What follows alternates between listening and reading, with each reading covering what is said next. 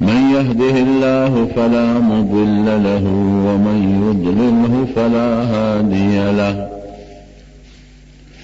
ونشهد أن لا إله إلا الله وحده لا شريك له ونشهد أن سيدنا وحبيبنا وشفيعنا وسندنا ورحمتنا ومولانا محمدا عبده ورسوله. أما بعد فقد قال رسول الله صلى الله عليه وسلم: للمسلم على المسلم ست حقوق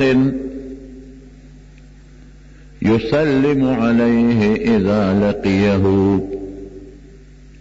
ويشمته إذا عطس وينصحه إذا غاب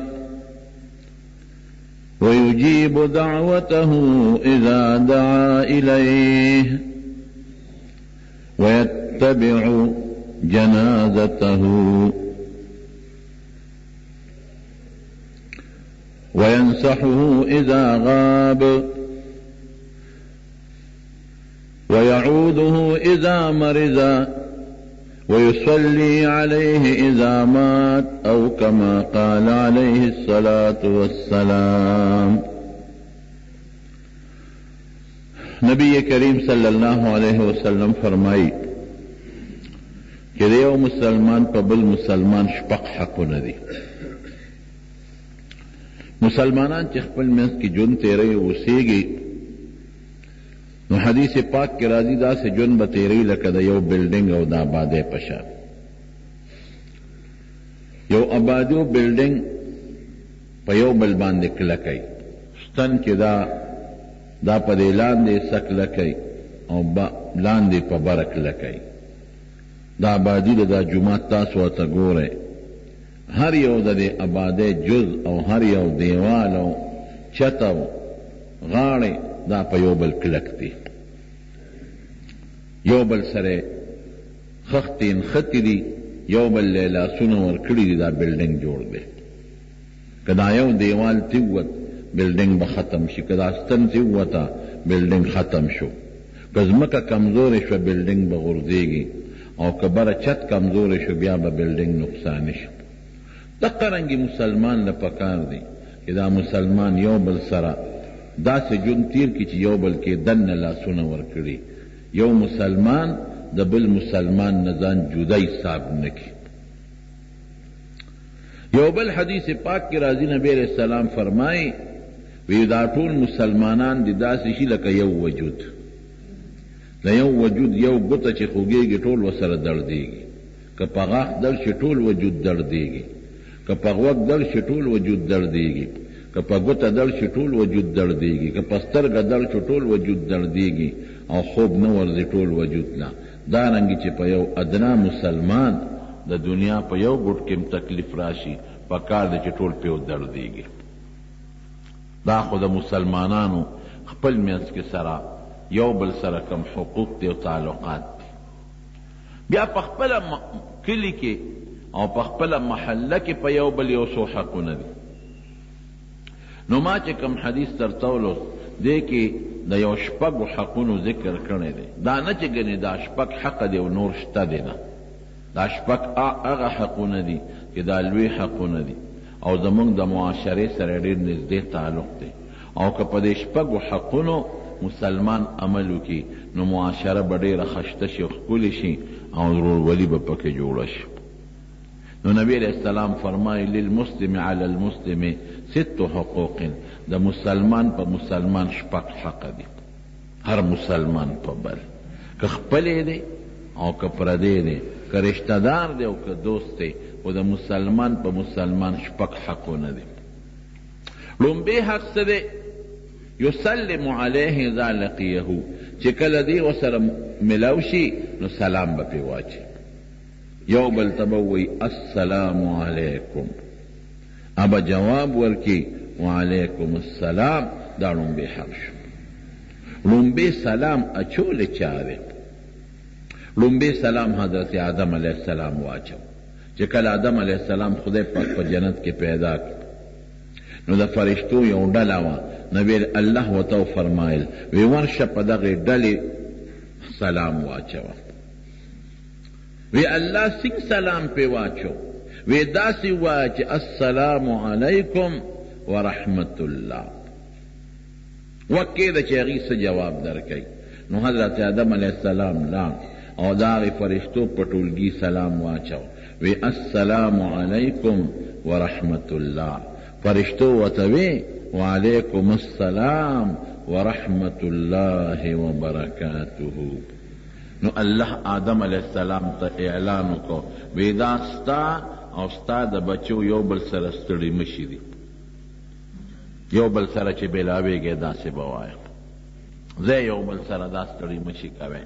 نو لومبی سلام آدم علیہ السلام واچو په فرشتو او فرشتو جواب ورکو او زمونږ دپاره دا ستړي مشي شو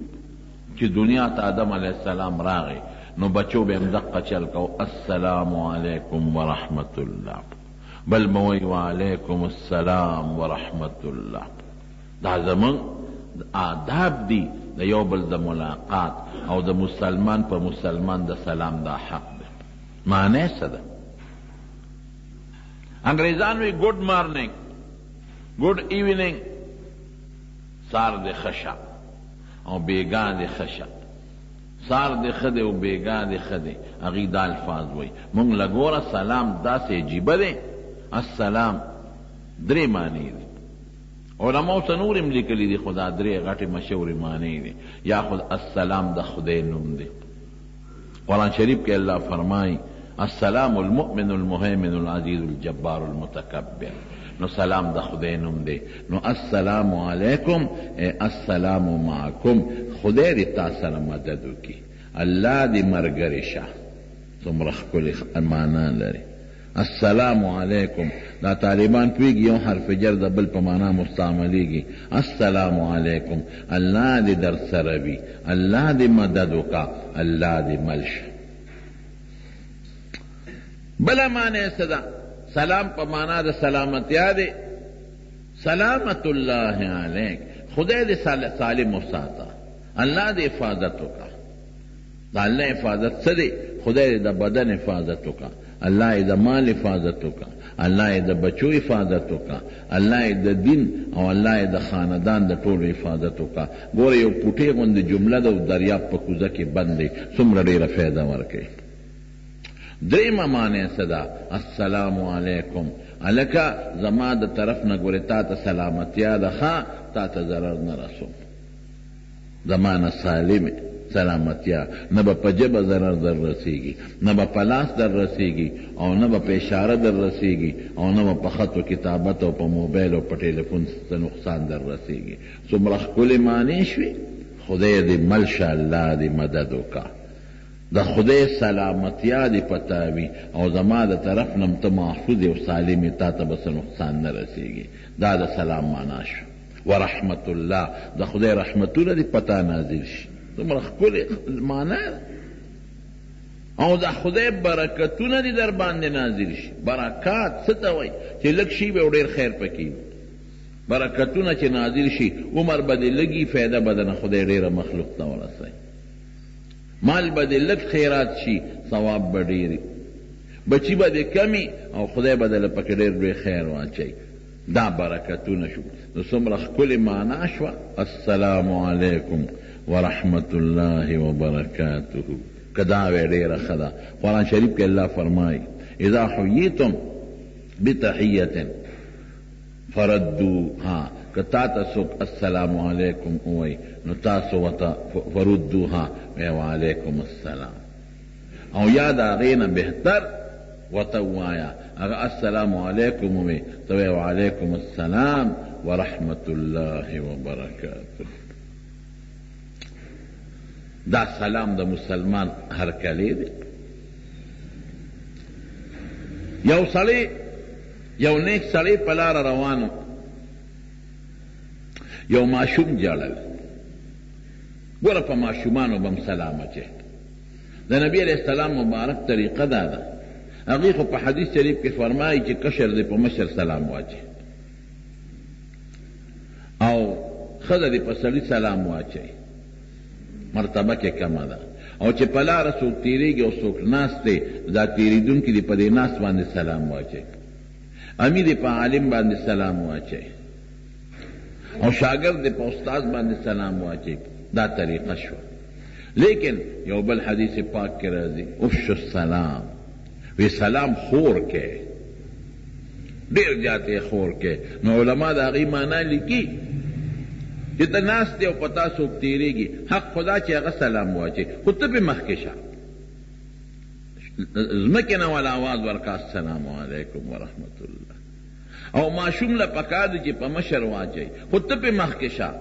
السلام علیکم ورحمت الله. په ماشومانو به نبي علیه السلام سلام اچو. حضرت انس وایي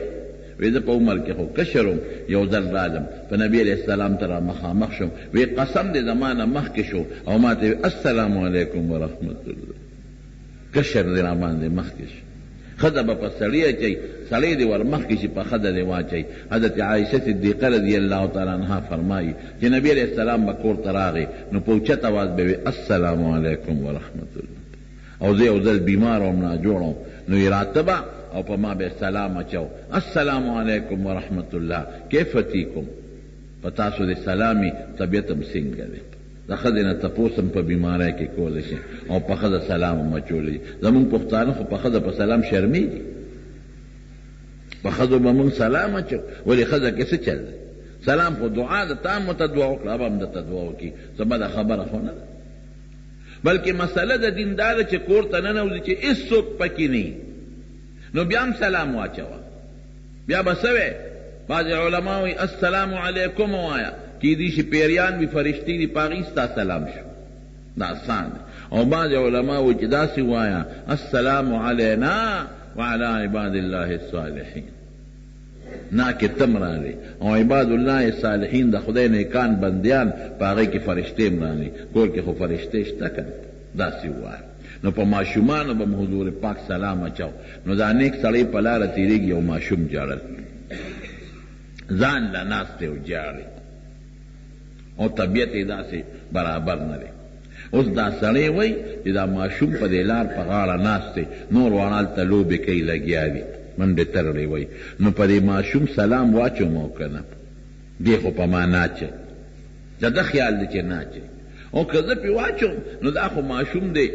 او جاړي، هسې نه چې ته کنځل راته ونه کړي، وړو سره خو شیطان ملګری، کنځل راته ونه کړي، څه بل څه راته ونه وایي. زه راشه په سنتو عمل کوم د نبي علیه السلام سلام پې اچوم. چې دې څنګه ورغی ماشوم جاړي، سترګې مږې، دا نیک سړی ورته وایي السلام علیکم، ماشوم ورته څه وایي وعلیکم السلام ورحمت الله وبرکاته. خشته جواب یې ورکړ. السلام علیکم وعلیکم السلام ورحمت الله وبرکاته. اذا حییتم بتحیة فاحیوا باحسن منها او ردوها. چې تا ته څوک وایي السلام علیکم نو د هغې نه ښکلې ورته ووایه، ردوا احسن فاحیوا باحسن منها. هغه السلام علیکم ته وایي وعلیکم السلام ورحمت الله وبرکاته او ردوها، یا خیر دې مغه ورته ووایه. اما شمتی وعلیکم السلام ورحمت الله وبرکاته. دا نیک سړی او عالم دی، خو پوه شو چې ماشوم خو هوښیار دی او د سلام په آدابو زمانه ښه پوهېږي، ښکلی جواب یې راکړ. نو ورته ودرېد، وی بچې نور ماشومان لوبې کوي، تا هغې سره لوبې ولې نه کوې؟ هوښیار خو یې د سلام جواب دې ډېر مزېدار راکړ. نو چې هوښیار یې دلته جاړې لوبې ولې نه کوې؟ ماشوم راته څه وایي؟ وی کاکاجي مونږ خدای لوبو له پیدا کړي، لوبې به کوو. او ماشوم خو نورم پته ولګېده هوښیار. ولې بچې سله الله پیدا کړی؟ عبادت له پیدا کړی چې د خدای عبادت وکړم. او فوراً راته ماشوم د قرآن شریف یاد وي چې الله قرآن شریف کې فرمایي وما خلقت الانس والجن الا لیعبدون. الله وی چې ما خو انسان او پیره عبادت له پیدا کړی، زه خو عبادت له پیدا کړی. او ماشوم نور هم خبره اوږده کړه کاکاجي دا دومره اسمانونه چې خدای پیدا کړي او دا ځمکې پیدا کړې ده او دا دریابونه او نهرونه دی مونږ له پیدا کړي دي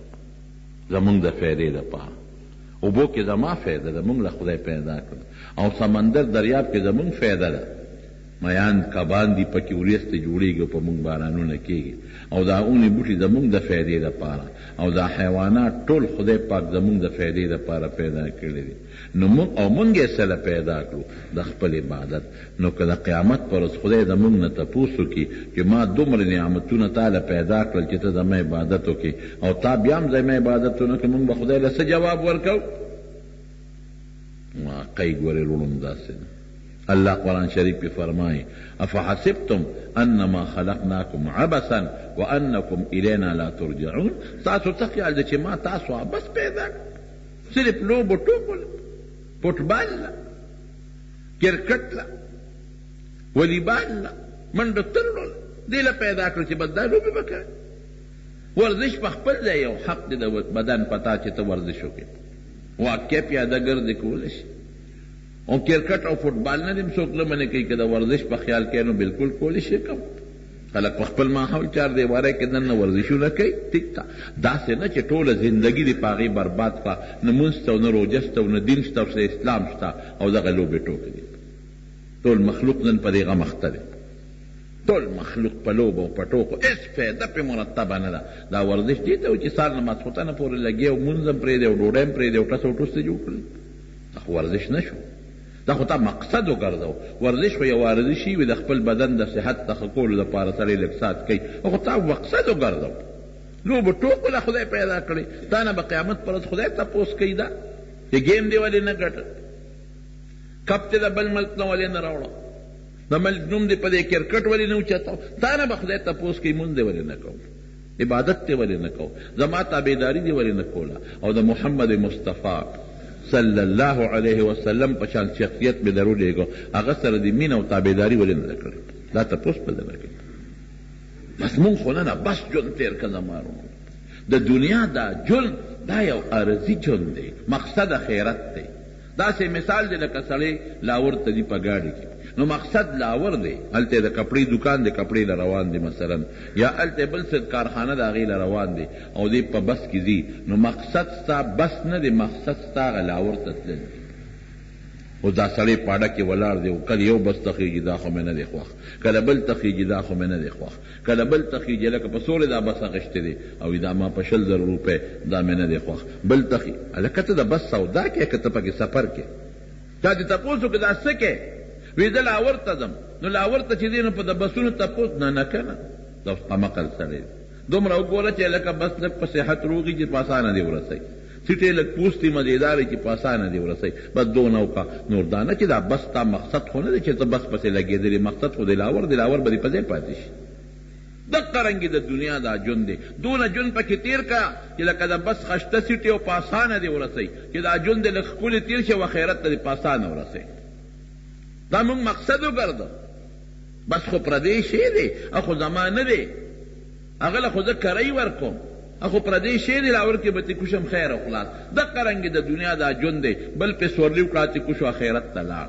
زه پې رالم، زه به پې سورلي وکړم بل به ځم کوشم، پاتې دی د دنیا ژوند، د دنیا دا مال، دا سامان، دا ځمکه، دا جایداد، دا کارخانه، دا دولت، دا زما نه دی. د دې مثال د بس د سیټ دی، مخکې پې زمونږ نه مشران ناستو، سورلي پې وکړه هغې ته لاړل، مونږ ته پاتې شو، مونږ به پې سورلي کوو، مونږ نه به پاتې شي بل ته، نو مونږ د سورلۍ هغه پردې بس هغې پسې نښتي یو، بس اخرت پاتې دی. او ماشوم دون هوښیار و کاکاجي مونږ الله بس پیدا کړي یو، مونږ عبادت له پیدا کړي یو. بیا ورته کاکا څه وایي؟ وایي ښه بچې دا راته ووایه جاړې ولې؟ دومره هوښیار ماشوم جاړې ولې؟ پلار والی مور والی پیسې د سره نشته نه کاکاجي، بیا ولې جاړې؟ وی اسې پړه کې په سوچ کې پرېوتم چې د قیامت ورځ د ډېره سخته د هغې کې به څه کوم، دې باندې جاړم. بچې دا مطلب څه مطلب؟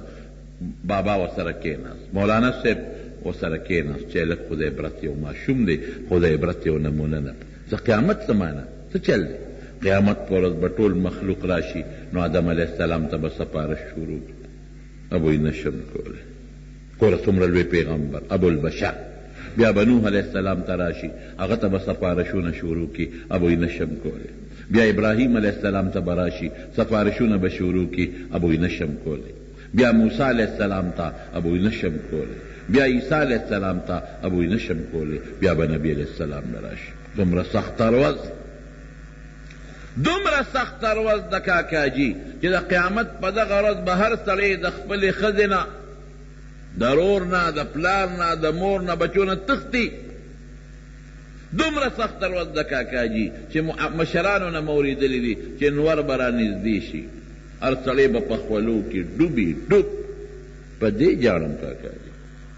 چې د قیامت پر ورځ به خدای له څه جواب ورکوم دا مولانا صاحب ورته وایي دا نیک سړی وی مړه دا خوښانه خبره ته ولې یېرېږې ولې زه د خدای بنده نه یم وی نه د خدای بنده یې خو ته نابالغ یې پتا د خدای بار نشته د قیامت پر ورځ ته جنتي یې چې بالغ شې دا سوچونه بیا کوه اوس خو که ته مړ شوې پته هېڅ هم نشته ته ماشوم یې ماشوم ورته څه وایي وی کاکاجي دوه خبرې لکن دا هم راته پته را چې زه ماشوم یم زه مکلف نیم ما خدای وبخي لیکن کاکاجي خدای ډېر مستغني بادشاه دی د هغه 50 د خدای 50 که الله چې ته په غصه شو په قهر شو رحم کوی ډېر دی خو غصه هم ډېره ده او اعلان یې وکړي چې دا ماشومان هم ور واچوئ دوزخ ته بیا به څه کېږي وایي کاکاجي زما مور چې ډوډۍ پخوي زه ورته ناست یم ورته ګورم نو دا غټ خشاک چې په نغري کې کیدي نو دا پوټیني توتن کې ورسره کیدي نری خشاک نو په هغه توتن کو دا غټ په خشاک ښه اورلي غرغنډالي او پې بلیږي نو اصله چې د توتن کو او د نری خشاک دپاره مونږ پکې وردننه نه کي دومره هوښیار هغه ماشوم دومره پوی او دومره هوښیار دا ماشوم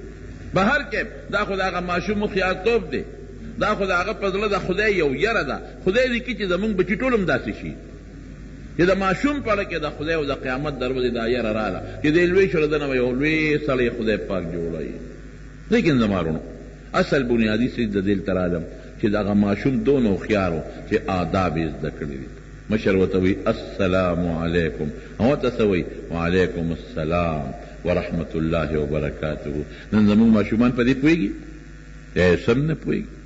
نه ماشوم د سلام په آداب پوهېږي سکول نه چې راشي بس تا خوا وغورځئ دا نه وایي چې مور سلام علیکم دا نه وایي چې بابا سلام علیکم دا نه وایي چې کاکا سلام علیکم حالانکه مسله د دین دا ده چې کور ته راننوځي نو په اوچت اواز به ووایې السلام علیکم ورحمت الله او سلام دومره د عزت لفظ دی زما وروڼو دومره د برکت چې د قیامت په ورځ جنت ته د خدای مونږ تاسو داخل کړي نو جنت ته چې مسلمانان داخل شي نو په جنتیانو به الله لومبې سلام اچوي سلام قولا من رب الرحیم لومبې به سلام اچوي او دویمه درته ویمه چې څنګه مجلس کې خلک کینی دغه د جنت په منظر کې به سي هغې کې به مسلمانان را یوځای کېږي د الله سره به ملاقات کېږي نو چې مسلمانان را یوځای شي او الله سره ملاقات کېږي د جنت په میدان کې نو چې الله څنګه لومبې تجلی وکړي نو الله به آواز ورکوي سلام قولا من رب الرحیم سلام معنا څه السلام علیکم الله په خپله سلام اچوي او که جنتیان یو بل سره میلاویږي نو هغوی به هم دا لفظ یو بل ته وایي السلام علیکم نمره د عزت لفظ دی چې حضرت خدیجه رضی الله تعالی عنها د نبی علیه السلام مشر بیبي ده یو ځل د حضور پاک داسې را روانه نو جبریل علیه السلام راغی نو جبریل علیه السلام نبی علیه السلام ته وایي د الله رسوله خدیجه را روانه ده څه سامان ورسره دی تا له راځي او هغې ته د الله د طرف نه سلام ووایه نبی علیه السلام بیبي خدیجې ته وایي چې جبریل اوس راغی او د الله سلام یې درته راوړی او بی بی عائشی صدیقی رضی اللہ تعالی عنہ هغې ته یو ځل نبی علیه السلام وایي چې عائشې جبریل در باندې سلام وایي دومره لویه تحفه ده او د ټولو نه غټه تحفه درته ووایم د ټولو نه غټه تحفه نبی کریم صلی الله علیه وسلم چې کله معراج ته لاړ نو الله لا چې څوک د چا ملاقات لري خو څه تحفه به وړي که بې تحفې خو څوک نه دي نو خدای له به څه وړی نو ولا میوه وړی چې د امونو کرېټ ولا یوسي، نه د سیوانو په کرېټ د خدای په میوه سه، هغه سره خو هر څه خو د الله دي. نه ولا جوړه جامې وړی شي چې دا په تحفه کې نه راوړل، دا هر څه خو د پروردګار دی، رب العالمین دی. نو الله ته تپوس کوي څه تحفه دی راوړ. نبی علیہ السلام له خدای ډېره لویه پوهه ورکړې وه، وی الله داسې تحفه مې درله راوړه چې تا سره نشته. څه شی دی هغه؟ التحیات لله والصلوات والطیبات. الله د خولې عاجزي چې په خولې ویم چې زه عاجز یم او کمزور یم، او د زړه د بدن او د مال عجزي. عبادتونه عبادت عجزۍ ته ویل کېږي، د خولې د بدن د مال عبادت، د خولې د بدن د مال عاجزي الله مې دله راوړې ده په تحفه کې. زه په خولې به م ځان تا ته عاجز حسابم، تا به لوی حسابم. په بدن به م زه سر په ځمکه ږدم او رکوع کې به درته ټیټېږم پروردګاره، دا عاجزي به کوم، تا به لوی ګڼم. تا له ټیټېدل او سر لګول مناسب لري، ما له مناسب دي. او په خولې م زه سبحان الله الحمدلله خدای الله اکبر، او زه ډېر کمزور یم او معلم چې ته حکم کې ستا په لار کې به ورکوم، دا عاجزۍ مې دله راوړي دي، ستا دربار کې دا نشته. نو رب العالمین ورته څه فرمایي؟ ګور اوس الله وله څه تحفه ورکوي. ټیک ده چې د منځونو تحفه یې م ورکړې ده او نورې تحفې یې م ورکړې دي، خو د ټولو نه لومبۍ تحفه څه ده؟ السلام علیک ایها النبی ورحمت الله وبرکاته. د سلام علیکم تحفه ولا ورکړه. اندازه ولګوه چې د سلام څومره لوی اهمیت دی. رب ذوالجلال چې نبی علیہ السلام د لومبۍ تحفه کوي د ملاقات، ورته څه وایي؟ السلام علیک ایها النبی ورحمت الله وبرکاته. نو حضور پاک ته ګوره او د امت بینې ته ګوره، السلام علینا.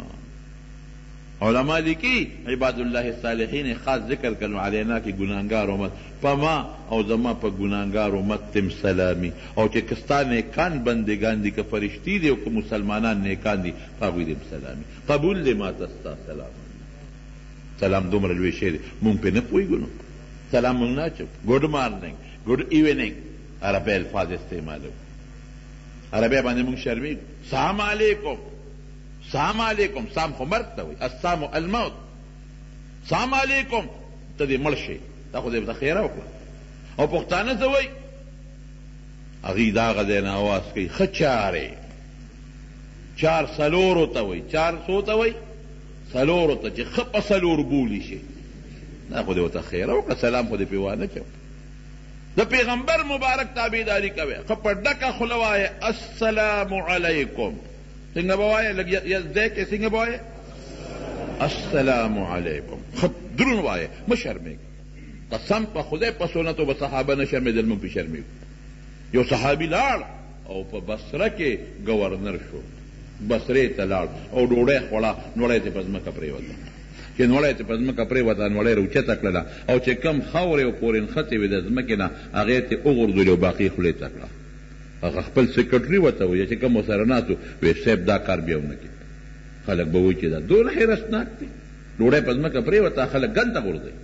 دا دې څه چل وکړو؟ ځمکې نه دې نوړی راوچته کړه، درنه پرېوته او ګند یې ته وغورځو، باقي دې وخوړه. وایي به چې دومره ډوډۍ پسې د بې سړیتوبه دی او په سړیتوب نه پوهېږي، دا خلک به پورې خندا کوي. وایي به چې دومره حیرتناک دی، ډوډۍ دومره خوښه ده، یو نوړی ورڅه چلو شو. او ته څه وایي؟ خلق به د پورې خاندي. او په قلار کې نه، د خپل پیغمبر سنت د خلکو د خندا دپاره نشي پرېښودی.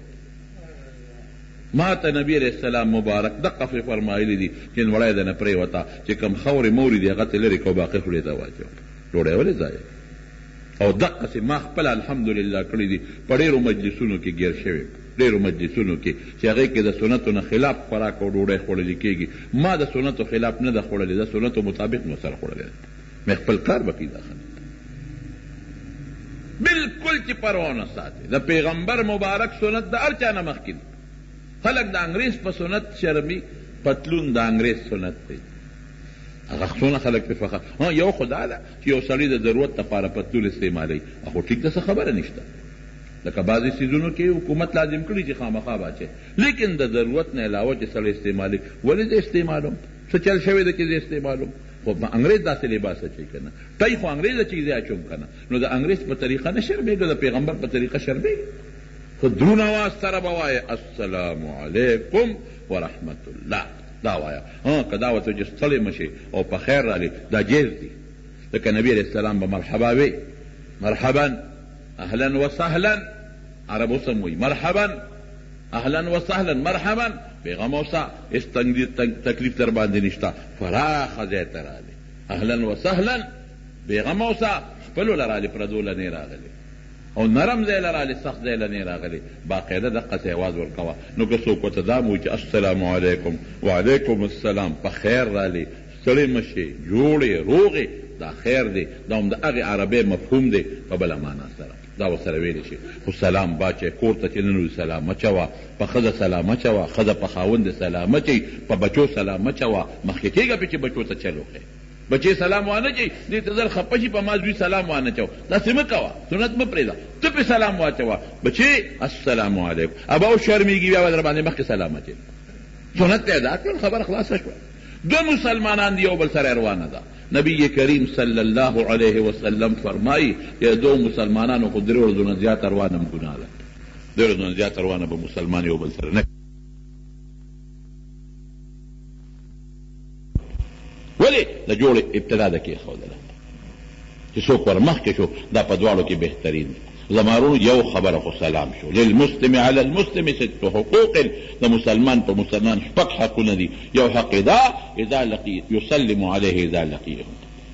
او کتاب الایمان کې امام بخاری رحمت الله علیه راوړی دی د ایمان په نحو کې او د امور الایمان کې یو دا شی راوړی دی چې السلام علی من عرفت ولا چې څوک پیژنې او که نه پیژنې سلام پې اچوه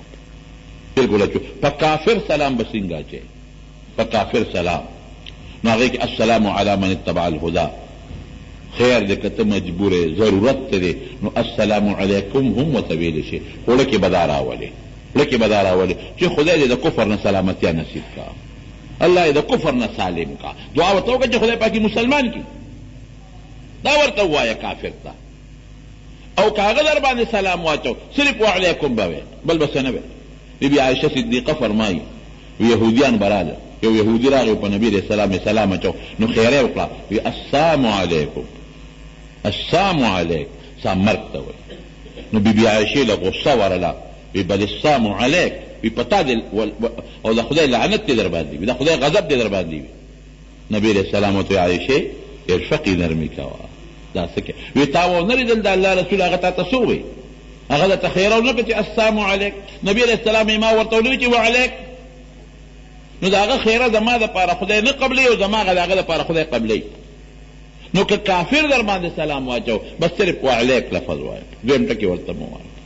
دا د کافر د سلام جواب او چې یو کور ته ننوځي پردي کور ته نو بیا به السلام علیکم سره یو بل ټکی وی السلام علیکم ادخل پښتو کې سم وی السلام علیکم در داخل شم اجازت شتا بیا ووایا که جواب در نکو السلام علیکم در ننوزم بیا ووایا السلام علیکم اجازت شتا سلام اچوا دا نه چې ګنې لومبي اجازت ته اجازت شتا حضرت عمر فاروق رضی الله عنه ناستو حضرت ابو موسی اشعری رضی الله عنه راغی وی السلام علیکم ادخل صاحب اجازت شتا السلام علیکم هغه خبره وونه ریده پوره په کار کې مصروف و د دوباره وی السلام علیکم ادخل در ننوزم صاحب سلام اجازت شتا سلام یې واچو هغه بیا توجه بل خوا وه دریم ځل یې مه وی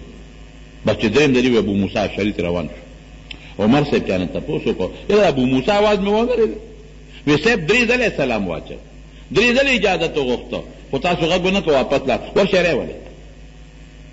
کسان ورپسې لاړل راوسته چې راوسته وی ته ولې واپس شوې وی ما د نبي علیه السلام نه اورېدلي چې درې ځله اجازت وغواړه او درې ځله سلام واچوه که اجازت یې درکړه خو ورننوځه کنې واپس راځه عمر صاحب ورسره لږه خوش طبیعتي کوله وی ګواه به دې خبرې راوړی ګنې پرېږدم دې نه هسې ورسره ګپ لګاو نو ابو سعید خدري ځان سره ګواه راوسته وی د نبي علیه السلام نه دا حدیث ما او د دواړو په شریک اورېدلی نو که څوک د اجازت درنه کې بعضې خلک اجازت ورنه کې خفه شي نه کېدی شي هغه په کور کې نه کېدی شي په ډېر مضبوط کار کې مصروفي اهم کار کې مصروفي ناجوړه وی نو که اجازت درې ځله وغواړه او سلام ورسره واچوه که میلاو شو ورننوځه که نه مه خفه کېږه واپس راځه دا خو د سلام طریقه او د سلام ادا او د خط په ذریعه هم سلام لیږلی شي دا لاس ورسره اوچتولی شي که نه نو علماء کرام لیکي چې اسې به لاس نه اوچته چې اواز رسي لاس اوچته وه السلام علیکم ورحمت الله او وعلیکم السلام. خو که سړی لرې دی او ستا اواز نه اوري نو بیا لاس اوچت کا السلام علیکم. د دې لاس اوچتولو دا فایده ده چې ما ګورې سلام واچو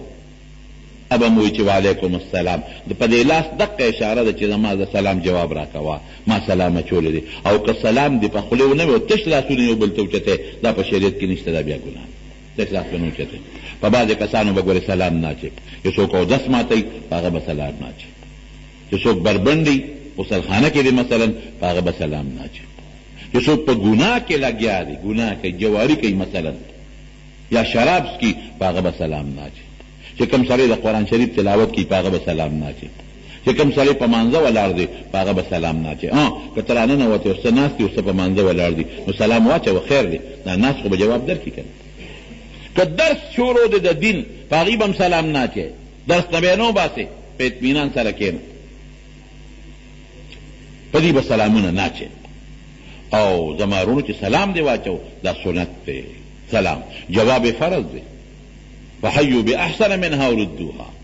او که په مجلس چا سلام واچو پکار دی چې ټول مسلمانانو چې وعلیکم السلام خو که ټولو اونه وي او یو قسم وي چې وعلیکم السلام غاړه د ټولو خلاصه ده یو هم چې پکې وي او پکار دی سنت چې ټولو وي چې وعلیکم السلام. دا یو حق. دویم حق څه دی نبی علیه السلام فرمایي ویشمته اذا عطسا چې مسلمان پرنجو کی انټوشو کی نو ته به د هغه دپاره یرحمک الله وی دا دویم حق د مسلمان هغه به څه وی الحمدلله. خو د دین مسله دا ده که هغه الحمدلله وی ته به یرحمک الله وی او که هغه الحمدلله نه ویلي بیا ورته مه وایه دا خدای حمد نه ادا کېږي ما څه کار چې دعا ورته کوم دا هغه الحمدلله ولې وی الحمدلله څه دپاره وی نو ګوره الحمدلله کې ډېرې فایدې دي. یو خدا ده چې دا د انټوشي وکړو نو دا د هوا او ګیس او دا رطوبات بند دي نو دی وی الحمدلله چې دا هوا بار راووته که دا بنده پاته شوي خو ما ته به لوی نقصان یا دا نزله دننه په دې سر کې بنده ده نو دی وی الحمدلله چې دا نزله بار راووته که دا نه وي راوته خو لوی نقصان ده. او یا درېیمه خبره څه ده چې سړی دا انټوشي کوي که نه دا شکل یې بدل شي سترګې یو شانتي شي پوزه بل شان شي او دا خولې که دغه انټوشي والا شکل ترې په اینه کې وکتل قسم دی چې ښځه بم در نه یریږي. انټوشي وخت کې د سړي مخ روان شي که نه شي اوهو د مخ نه یې سمه چیندخه جوړه شي خوله بل شان شي سترګې بل شان شي مخ بل شان شي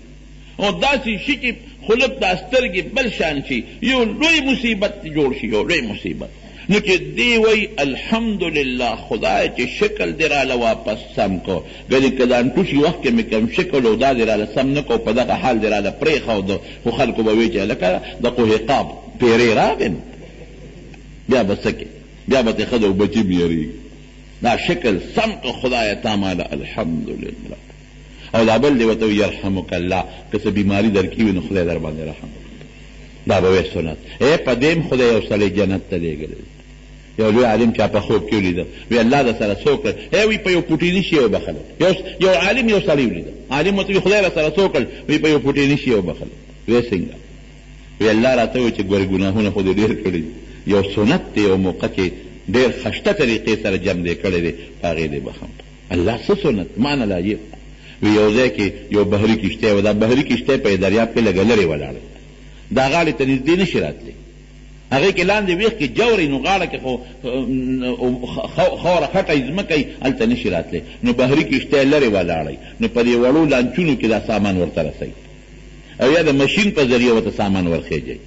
نو بحري کښتۍ لرې یو بحري جز ولاړو او یو سړي انټوشي کو کالکیان یې بار سر راوویسته وي انټوشي وکړو په زور یې وي الحمدلله ما وی یرحمک الله ویم خو راشه ورته ور رسوم یو لانچ مې په کرۍ ونیوه چې ما دې کښتۍ پورې ورسوم دې بحري جز پورې کرۍ مې ورکړه هغه ور ورسولم ور وختم چې کوم سړی په سیټ ناست و هلکه دا انټوشي تاو کړو او ما وکړه څه چل دی وی ما ورته چې یرحمک الله واپس ترې رالم. اوس په شریعت کې دا نشته چې ته هغه ته خپل اواز ورسوه لیکن هغه یو بهتر طریقې سره هغه یرحمک الله د هغه غوږ ته ورسو وی الله وی چې زما د پیغمبر سنت دې په ښکلې طریقه جمع دي کړي په دې مې وبخلې د جنت ته د حضور پاک د سنتو په اتباع الله ډېر زیات خوشحالي ولې ځکه الله قرآن شریف په خپل اعلان کوي اطیعوا الله واطیعوا الرسول ولکم فی رسول الله اسوة حسنة زما د پیغمبر تابعداري وکړئ او ستاسو لپاره یو ښایسته ښکلې نمونه. نو دویم دا دی چې یشمته اذا عطسا چې غنټوشي وکړي نو ته ورته یرحمک الله ووایه. دریم څه دی؟ دریم حق د مسلمان دا دی چې وینصحه اذا غاب چې ته په سفر تلي که نه نو ته د هغه د مال او د ښځې او د بچو خیال وساته. نه خدای دې کړي چې دی به کله وځي چې په کور ډاکه وروغورځو دا دوکان به کله بندوي سودا له به ښار ته ځي چې وله چرنده ماته کم او مال چې یو دا نن د مسلمان خاصیت چې دی نیت دا ګاونډي دی دا مسلمان سودا له لاړ پېښور ته دوکان یې بند کړه چاته وایه مه چې راشي سړي نشته ورځه پې او یا دې د کور نه بار ووت نو ښځه یې د ښځې خیال یې ای د نبي کریم صلی الله علیه وسلم د نبوت نه مخکې دغه مبارک عادت و ټوله ورځ به د دغه کونډو رونډو یا چې خاوند به په سفر تللی و تجارتي سفرونو کې او میاشت بارو نو پیغمبر علیه السلام به ته خورې څه تکلیف دی ما ته وایه څه ضرورت دی بازار نه دله راوړم څه حاجت دی چې دله راوړم څاروو ګیا دي نشته چې دله راوړم اوبه دي نشته چې دله راوړم دې ته ویلې کېږي د هغه د ښځې حیا وساته د هغه د بچو حیا وساته د هغه د مال خیر خواهي وکړه دا د مسلمان دریم حق شو. دا نه چې ګنې هغه لاړ او بس نشته نو راشه مال مباحه دی او راشه ښځه مباحه ده او چې زه څه کوم به نه خیر به رسېدي مسلمان ته د ښځې ته د مال ته د بچو ته د هغه به چې دی کله غایب شي. دریشم څلورم نمبر څه دی؟ ویعوده اذا مرضا چې کله دی بیمار شو تپوس یې کوه بیمار پرسي یې وکړه مونږ څه وایي هلکه زما تپوس ته راغلی و که نه نو راغلی خپل کار به کېږي ولې تپوس کړو د خدای بنده د عبادت نه دل بدل جوړ کړو عبادت نه دل بدل ولې جوړه ستا تپوس ته راغلی دی و که نه د الله لپاره ورځه یاد وساته په ابن ماجه کې حدیث په مسند احمد کې مشته نبی کریم او ترمذی شریف کې مشته نبی کریم صلی الله علیه وسلم فرمایي چې کوم مسلمان د بل مسلمان کور کې زنانه وی دی به غریب تنګ شي نو ډډه مو نو یو د مریض تپوس شو او بل حق د مسلمان څه شو بل حق دا ویجیب دعوته اذا دعاه چې دعوت ته دیو بلین دعوت یې قبول کړه دعوت در کې ست نه ګورې دا زمون ست خلک اسې بیسه کوي یو سړی د دریاب نه پورې غاړو دی بل له ډوډۍ راغله ډوډۍ چې وله راغله زمیندار بابا و بل له اواز ورکړه وی ډوډۍ خورې مطلب یې دا و چې پول خو شته دی نه دی په سره داسې خو به خوشحاله شي وی ډوډۍ خورې هغه د نر بچي سره ټوپ یې وپاړساو شناز د دریاب ته یې راوغورځو او پې د پاسه کېناسته چې کېناست دې غاړه راغی دی ویل خدایه ما خو هسې ټوقې وکړې دا خو پوټې ډوډۍ زما به کېږي او که د دې پلار به کېږي چې را پوهې ورته وی کوم ځای کېنمه وی په دا خوله کېنه په دا ځای کېنه تا ته مقصد نو اندازې ته ګوره که هسې سطې درته وکړل زړه دې خوشحالۍ وی خدای را سره خوږ مهرباني الله دې خوږ بس او که نه پې پوه شو چې دا ماله دعوت را کوي نو قبول کا خو که تا ته پته و چې 100% رامخور دی بیا به نه قبلې البته فقها لیکي که د یو سړي دوه قسمه مدن دی یو د حرامو دی او بل د حلالو دی دوه قسمه دي نو هم ځان ساته خو که درته پریشاني جوړ ده رشته دار دی دی ګاونډي دی دی دوست دی خفه کېږي نو بیا څه چلو کوه فتنه جوړېږي نو بیا لاړ شه ته پې ګمان وکړه چې مدن یې د حلالو هم شته د هغې نه بې کړي او که هغه د حرامو نه کړی پېښه خدای پېښه بیا او که 100% حرامو نو بیا ځان ساته ځان ساتلو طریقې شته په هغه روژه ونیسه روژه مې ده خیر وخلاص خبره ختمه شو بل څه به نه ورته وکړه توریه غوندې چې دروغ هم را نه شي نو چې دعوت دله درکړي دعوت یې قبول کا که مال یې د حلالو دی خو د دعوت په ځای کې ډمتوب کېږي د دعوت په ځای کې د ګناه اسباب دي نو بیا په هغې مکلف نه بیا مو ورده او بل اخیري حق سره د مسلمان اخیري حق پنځه مې جوړ برابر کړل سلام یو شو او دویم د پرنجې د انټوشي جواب او دریم چې غیبی نو خیرخواهي به کې او څلورم به دعوت قبله او پنځم چې بیمار شي تپوس پې کې، او شپږم حق یې څه دی؟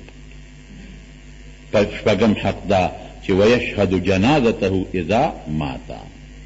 یا یصلی علیه اذا ماتا. دو حدیث دی چې کله دی وفات شو جنازې له ولګول شو. دې نه موږ رواج جوړ کړی لکه زما جنازې له نه دي راغلي د پلار دوله نه ځم، زما ضرور جنازې له نه دي راغلي دوله نه ځم. دا عبادت دی او که دا عدل بدل دی؟ نه خو عبادت. جنازه خو ډېر لوی ثواب لري. نبی کریم صلی الله علیه وسلم فرمایي وی چې چا د یو مسلمان جنازه وکړه دله به الله یو قیرات ثواب ورکړي چې واپس شو صرف جنازه وکړه، او که چا جنازه م وکړه او دفنه پورې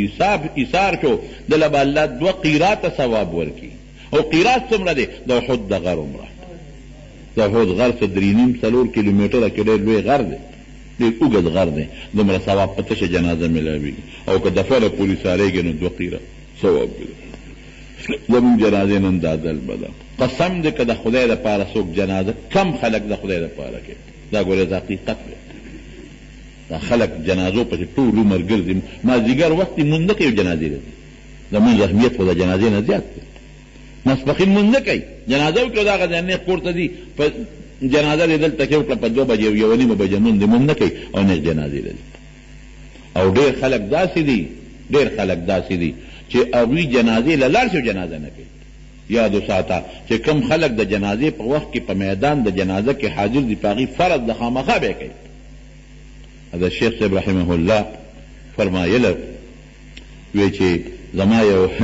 کابلي طالب و، وی هغه ماته وی چې ستاسو په دې کلي کې په دې وطن کې چې جنازه وي نو بعضې خلک اخوا ولاړې پوزې ته یې رومال نیولو جنازه نه کوي. ما ته دا داسې ښکاري لکه زمونږ په افغانستان کې سیکان او هندوان، ځکه افغانستان کې سیکان او هندوان زیات دي، نو هلته کې چې جنازه وي دا سیکان او هندوان دي یو طرف ته ولاړ هغې جنازه نه کوي. عام مسلمانان په افغانستان کې جنازه کې دی پوره رواج دی، خو سیکان او هندوان هلته ډېر دي، نو هغې غاړه کې ولاړې خلکو ته پته چې دا سیکان هندوان دي جنازه نه کوي. نو ستاسو پاکستان کې چې دا کم غاړو ته ولاړې پوزې ته یې رومال نیولي که نه، دا ما در افغانستان هغه سیکان او هندوان ښکاري. دا قضیه سره چې جنازه نه کوي او دستې نشته نو د څوکه که نه جامه دې پلیته ده نو ښه دی څه جامه پاکه که که نه څه له دې جنازې ده. او خلک په دې هم خوشحاله مولا غریب وله جنازه وکړي مثلا پې وکړي د هغه په هغې نه خوشحالېږي، او هغه راشي چې پوزې ته رومال نیولي او غاړه کې ولاړي او د هغه صاحب نه پلان کې مې جنازې له راغلی دی. دا چې چا دله وکړه دا څو، دا کم غریب چې دله قبر وکنې دا څو، دا چا چې د کټ د پلار مقبرې ته یې وړو دا څوک و، دا چې 3 ورځې سره په ګاونډ کې خدمت وکړو او اوبې دله میلمنو ته واچو دا څوک، د هغې قدر نشته. خو پلان کې راغی ولې هغه دې غریبانانو سره موټر نشته وه موټر کې راغی. زمونږ دا سوچ دی چې بس زما جنازه کې ډېرې موټرې وې سړک ډک او زما مړي له ډېر زیات خلک رالل، فرض مونځ به نه کوي، زکات به نه ورکوي، حج به پې فرض هغې له به نه ځي، روژو کې به کمزوري کوي او په جنازو پسې به ګرځي ثواب ګټم. دا ثواب نه دی، دا عدل بدل دپاره خلک روان ماله راغی او ماله رانغی. د زما قبر کنول دی زه کنوم، دی زما قبر له نه دی هغې زه نه کنوم. قبر کنول خو ډېر لوی اجر او ډېر ثواب لري. دا سوچونه مه کوئ چې دې واورېدل چې د مسلمان جنازه ده یې لاړ شه او که نه نو څوک دې ګیله نه کوي. انسان دی بعضې وخت بیماري بعضې وخت کې عذر پېښ شي، یو نی بل رورغې کې به شریک شي، بل نی بلکې به دې نه مخکې به بل کې شریک شوي. دې غریب قبر کې کنستو کې نو د بل ډول هغه به یې دله کنستي، سبا به خدای دې نه کې بل پېښ شي بلکې ولې وکنئ. دا څه خبره؟ او کټ وړل یتبعو، کټ وړل هم ته ثابتېږي، کټ له اوږه ورکړه، خو نمبر په نمبر به اوږه ورکړې، یو دې ورکړي بیا دې بل ورکړي. بعضې فقها 40 قدم هم یاده، لس یو خپل لس بله لس بله لس بله ورسره قدمونو باندې واله، دا نه چې یو ترې پرېښود. یو سړي ما ته مولي صاحب دا د کټ د وړو مسلې مه کوه. مې ولې بس وی ته مې چې مه کوه. مې لکه ولې ما دمکي راکړې نه وي دمکي نه در کوم، خو یو ځل په لاره روان وم جنازه وه، ستا مسله مې اورېدلې وه، نو موټر مې ودرو مې چورې کړه چې دا کټ ونیسمه، نو چې کټ له مې اوږه ورکړه نو شي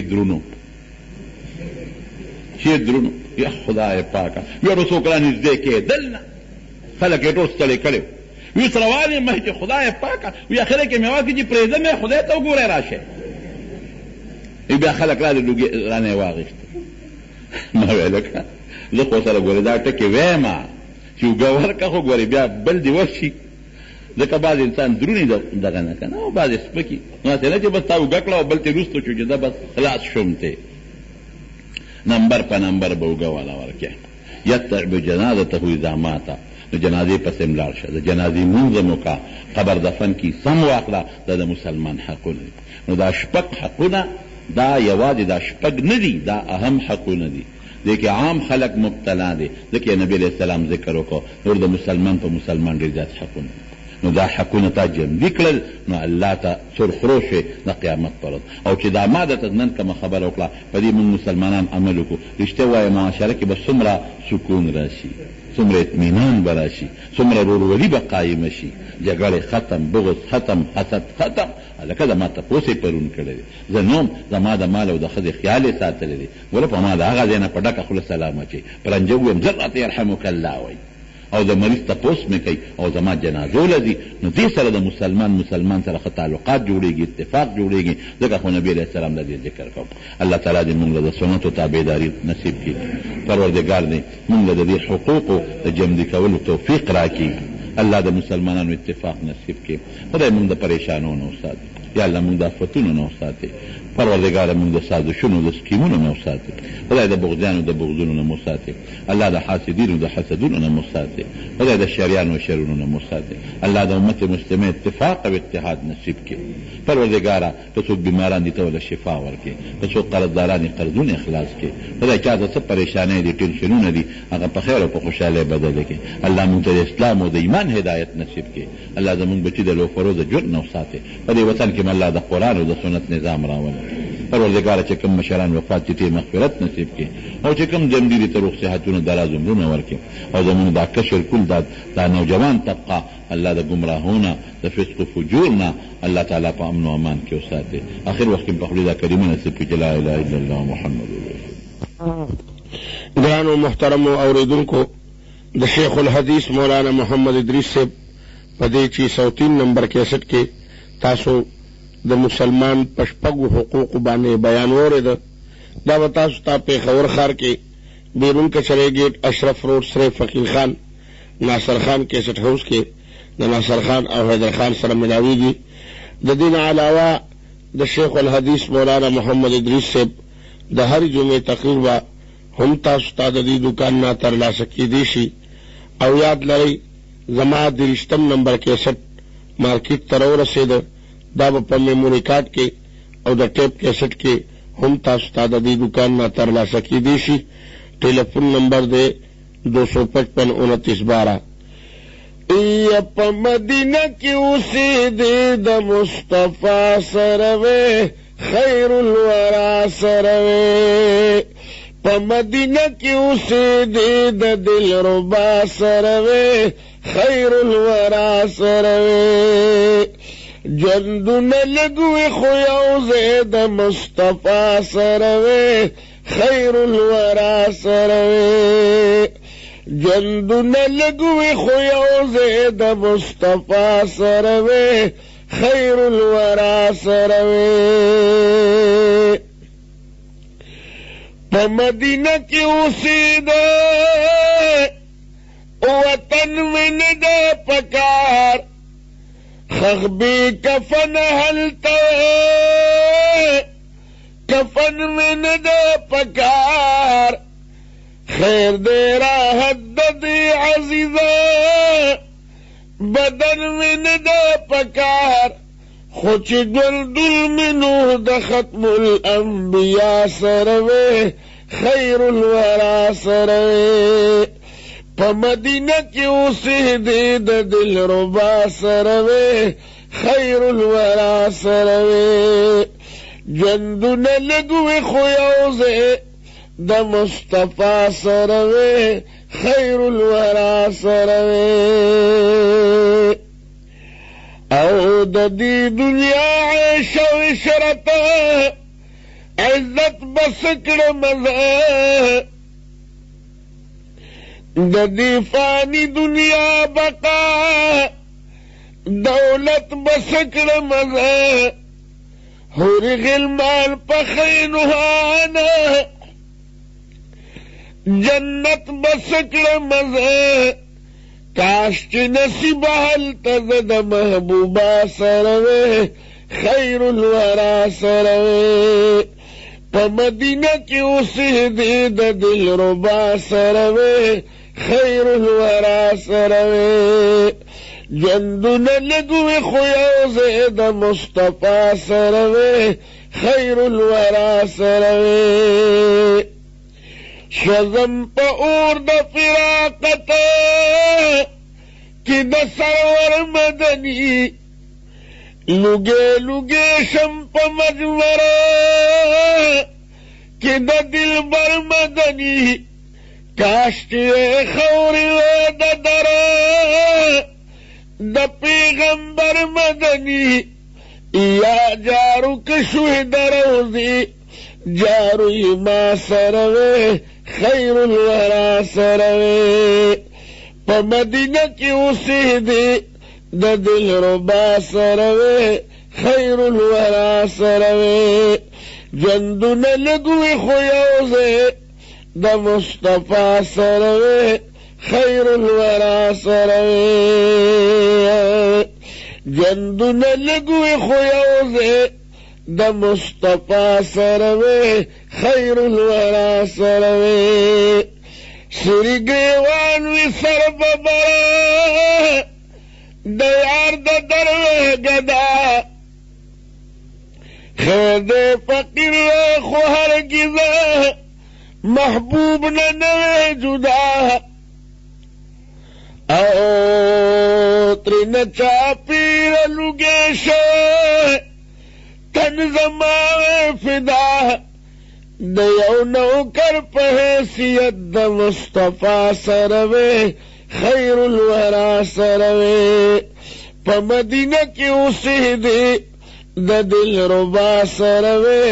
خیر الورا سره وې ژوندونه لږ وې خو یو ځای د مصطفی سره وې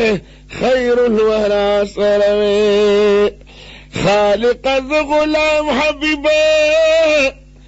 گڑی مومن کی نے وے د حجاز خود سرحد پسر زمین کی نے لک ملی دل جدائی پخپل جبین کی نے د عاشقانو په محفل کی د آقا سروے خیر الورا سره وې په مدینه کې اوسېدې د دلربا سره وې خیر الورا سره وې ژوندونه لږ وې خو یو ځای د مصطفی سره وې خیر الورا سره وې په مدینه کې اوسېدې د دلربا سره وې خیر الورا سره وې ژوندونه لږ وې خو یو ځای د مصطفی سره وې خیر الورا سره وې په مدینه کې اوسېدې وطن مې نه دی پکار خخ بې کفن هلته مسلمان تپوس ته دي او یا زره فرشتې دې سار دي غرمه دي تر بیګا پورې او یا زره فرشتې دله دعاګانې کوي او یا زره فرشتې او که د ماښام نه پسې تپوس کوي نو تر سبا خطو پورې او یا زره فرشتې وله دعاګانې کوي او چې دې لاړ او دې مریض سره کېناسته نو د خدای رحمتونه ته ګیر چاپېره راتاو شي او نبی کریم صلی الله علیه وسلم فرمای وی چې څوک د مسلمان تپوس وکي یو سړی د مسلمان تپوس د لاړ نو ورته دې ووایي چې ماله دعا وغواړه فإن دعاءه كدعاء الملائکه د ده دعا داسې نه لکه د فرشتو دعا مریض ته وه چې ماله دعا وغواړه چې دعا دله وغواړي نو د مریض تپوس په دې مریض نبي علیه السلام د یهودیانو تپوسونه هم کړي د یو یهودي بچی ناجوړه نبي علیه السلام یې تپوس ته راغی د یهودي بچی چې ورغې تپوس ته څنګه ورورسېده نو هغه ماشوم چې دی هغه هلک و بالغ و خو راکوټ و کشر و نبي علیه السلام سره ډېر په مینه میلو شو نو پیغمبر علیه السلام هغه د اسلام دعوت ورکړ بچی ایمان راوړو هغه پلار ته داسې نه هغې وکتل چې پلار مې خفه نه شي، پلار به مې ومنې که نه. بابا نبی علیہ السلام څه وایي؟ وی اطیع ابا القاسم. د پیغمبر علیہ السلام ته به ابوالقاسم مې دی کونیه وه چې درته څه وایي ټیک ته وکړه. نو هغه ماشوم ایمان راوړو او چې څنګه مسلمان شو یو منټ پس ته ساوخته. حضور پاک څه وایي؟ الله الحمدلله الذي انقذه من النار. خدای تعالی ثنا ده چې جهنم د اور نه دی بچ کړی. ولې څونه فایده شوه پکې؟ د مسلمان تپوس وکړه، پوښتنه وکړه، فایده پکې سره د هغه غریب به یا څوکي یا نه کني دارو بوله راوړي، ډاکټر له به یې بوله. ولې د مسلمان خدمت دی، وړه خو بیا خوشحاله شي که نه. او چې بیا مریض له لاړې څه به کوې ورسره؟ نبی علیہ السلام فرمایي چې اذا دخلتم علی المریض، چې په مریض داخل شي فنفسوا له فی اجله، داسې ورته ووایه خدای دې جوړ کا او الله دې موده زیاته کا. دا یوه داسې ورته ووایه مړه مړه دا تکلیف خو زما په هغه تر پترم راغلی خدای ته جوړ کړ، هلکه دا تکلیف خو زما په ګاونډي راغلی خدای پاک ته جوړ کړ. داسې ورته له به خوشحاله شي. نبی علیہ السلام فرمایي ستا دا خبرې د هغه جوړ نه شي زیاتولی، له به یې پې خوشحاله شي. او ته ورته څه وې؟ پوزه یې کږه ده، داسې د بشیر جان هم کږه وه مړ شو. نو ما یو دوستو دقسې چل پې راغلی و، زه خدای را سره خو که نو خدای هغه خوار که نه مري مړ به شي. داسې به ورته نه وي. نفسو له فی اجله، یو معنی ده نفسو، دا د ګڼې معنی یې دي. یو دا چې مړه دا خو معمولي بیماري زه ناجوړه نوم جوړ نه شم، څه پلان کې داسې نو جوړ نه شو. او بل نبی علیہ السلام فرمایي چې مریض له لاړې ګورې لږ ساعت به ورسره تېری، هغه راته